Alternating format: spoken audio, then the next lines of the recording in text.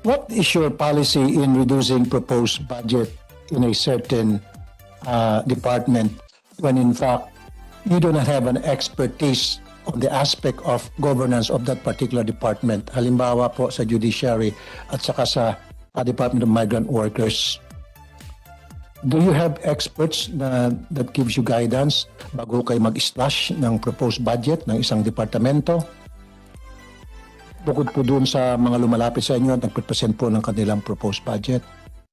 Mr. Chair, Your Honor, when a budget is proposed to DBM, when an agency goes to DBM to propose their budget level, there are two things which we consider. Okay. Number one is the cost of their ongoing programs and projects. And these comprise the Tier 1. What we call the Tier 1 is the cost of ongoing programs and activities, regardless of whether an organization or an entity has outputs or produce outputs.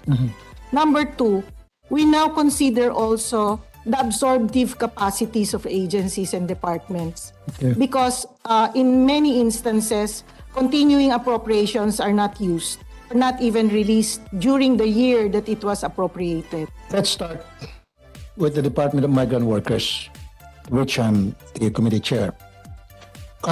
Nag-request po ng CAPEX ang OWA for 2022 ng 281,116 pesos. Pinabda niyo po, meaning zero. Kahit man lang sana katiting, inaprobahan niyo, wala. Alam niyo ba kung para saan sana yung amount na yun? I am assuming, Mr. Chair, while we are looking for the data, because it's a very new department, at that point when we were preparing the budget, the level of detail that was required per national budget call was not yet available for DMW. I'm just assuming that, Mr. Chair. You're just assuming. Yes.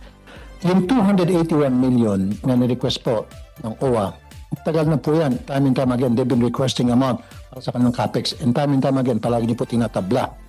Saan po sana yan? Para po sana sa mga infrastructure na yan, mga offices at mga sasakyan na gagamitin po ng mga kawani nila para pumunta sa mga liblib na lugar at para tugunan ang mga panawagan ng mga OFWs, yung mga may problema, susunduin, dadalhin sa shelter, at yung mga dumarating, susunduin sa airport, o dadalhin pa doon sa kanilang lugar.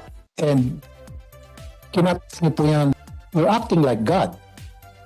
That's the reason why kanina, akala ko narinig ko talaga yan, pero sabi mo din sinabi, dapat to, meron kayong expertise in a particular department on the aspect of governance of that particular department na kina-slash po yung budget.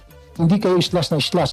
Unfortunately, we have current regulations which state that for government vehicles, it has to be 7 years before it is replaced.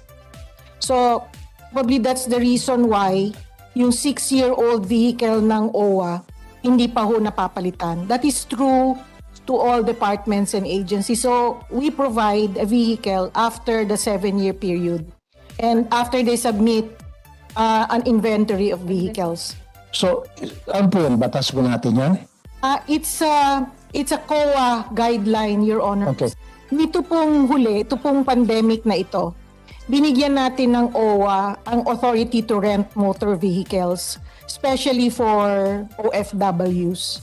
Pag hindi naman po roadworthy na yung sasakyan, pinapalitan naman po at ino-authorize ng DBM yung amount. It is really based on the representation of the department of the agency. Okay. Sana po, binusisi nyo muna ng gusto itong 281 bago nyo po ni-slash. Kasi tinanong ko po yung OWA.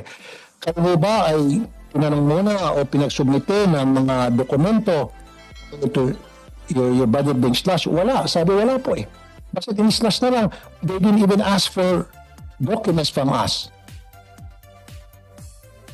Mr. Chair, contrary to what OWA represented, we normally ask agencies and departments to support their infrastructure projects, especially because this is a new department.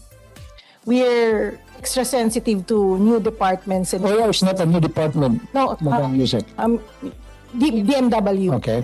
Because it's integral to the new department.